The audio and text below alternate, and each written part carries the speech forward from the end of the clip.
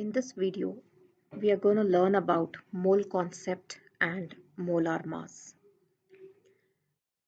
We have already studied that atoms and molecules are extremely small. So even if we have small amount of substance, it contains huge number of atoms and molecules. Now, in order to accommodate such huge numbers, mole was introduced in the SI system. So we use the term mole for the amount of a substance. We define mole as the amount of a substance that contains as many particles or entities as there are in exactly 12 grams of carbon-12 isotope. Now these terms, particles and entities, we will understand them a little later. Now let's understand what exactly is 1 mole. Now I'll randomly give you a number to understand what 1 mole is. Now say if we have 500 atoms in 12 grams of carbon-12. We have 500 atoms in 12 grams of carbon-12.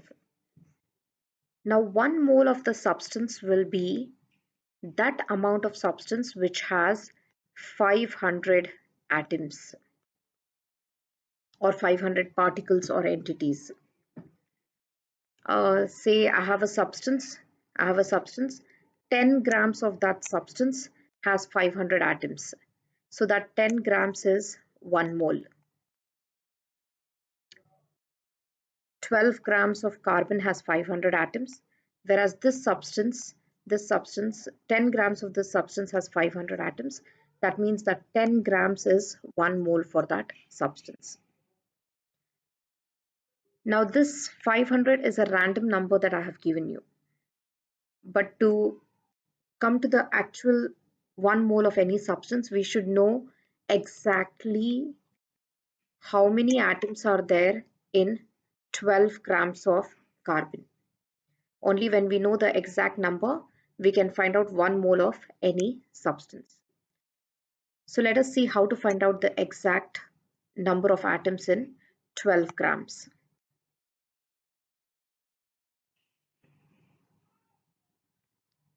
To find out the number of atoms in 12 grams of carbon, 12 grams is nothing but 1 mole of carbon. To find out the exact number, what was done? They found out the mass of one single carbon atom by using mass spectrometer. And it was found to be 1.992648 into 10 raised to 23 grams. Sorry, minus 23 grams.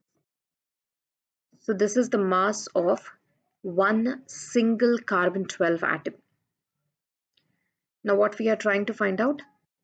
How many atoms are there in 12 grams of carbon-12? How many atoms?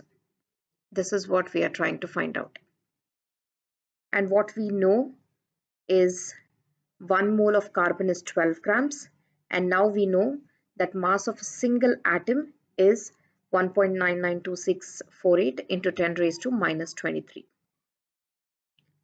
So if mass of one atom is this much, then 12 grams will have how many atoms? So that's the simple cross multiplication we have to do. Mass of one atom we know, so 12 grams will have how many atoms? So when you do that simple cross multiplication, you get this number that is rounded off and written as 6.022 into 10 raised to 23. So 1 mole of carbon contains 6.022 into 10 raised to 23 atoms. So 1 mole of any substance is the amount of that substance which can contain these many atoms.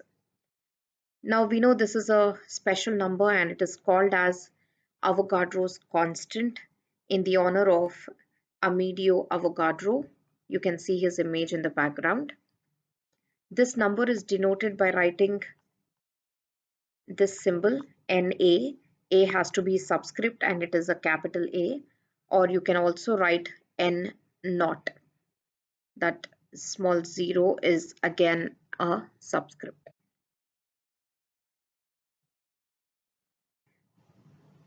Now let us understand what are entities or particles. Now this word entity or particle is a very broad word and it includes other words like atoms, molecules, formula units, ions, electrons, protons, neutrons. So this is a very broad word. Entity or particles is a very broad word. It includes everything. So when I say 1 mole of any substance, it contains either 6.022 into 10 raised to 23 atoms or molecules or ions. It can be anything depending on what that substance is. Say for example, if I'm talking about elements, if we have 1 mole of any element, then we have 6.022 into 10 raised to 23 atoms, because elements are made out of atoms. If I have 1 mole of a compound, then I have molecules. We have already studied about this compound, calcium chloride. It is ionic. Ionic compounds do not have molecules. What they have is formula units. So for calcium chloride, we will write that it has Avogadro number of formula units. But if it is a covalent compound, then it will have Avogadro number of molecules. So depending on the substance, the nature of the substance, you either have atoms or formula units or molecules. Or it can be ions, it can be electrons, it can be anything. It all depends on the nature of the substance. The next thing we need to understand is whenever we say 1 mole of any substance, that means it has Avogadro number of entities. So the number remains fixed, but the mass will be different. It is similar to 1 dozen. Whenever we say 1 dozen, it always refers to 12 units of anything, but the mass, of course, will be different. Say, for example, if I have um, 1 dozen of apples, that means I have 12 apples, and the mass may be like 5 kgs. Okay. If I have 1 dozen of grapes, 1 dozen of grapes, then we know that the number is the same. That means I have 12 grapes. Like the previous example, I have 12 apples, I have 12 grapes. But the mass is of course not 5 kg. The mass is different. The mass may be hardly be like what? 100 grams? Because it all depends on the substance. So 1 dozen, the unit is fixed, but the mass changes. Similarly, whenever we say 1 mole, the number is fixed, but the mass will be different.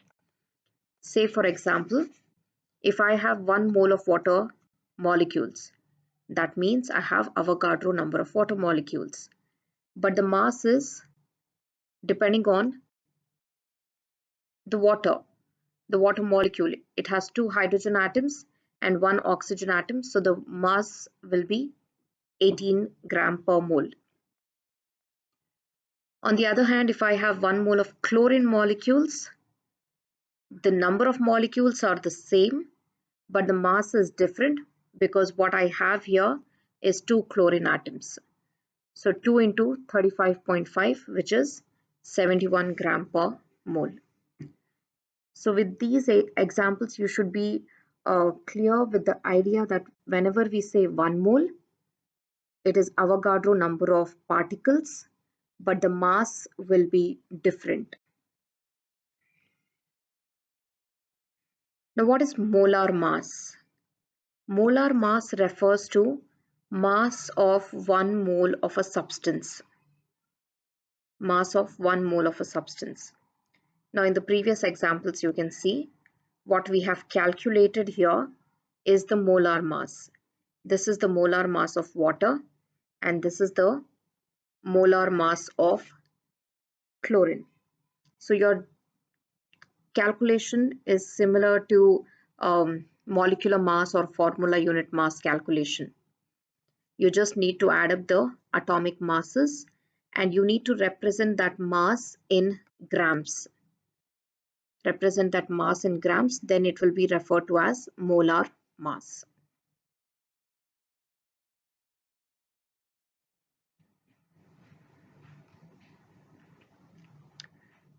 Calculate the molar mass of NaCl, ethanol, and methane. Leave your answers in the comments section below. Thank you.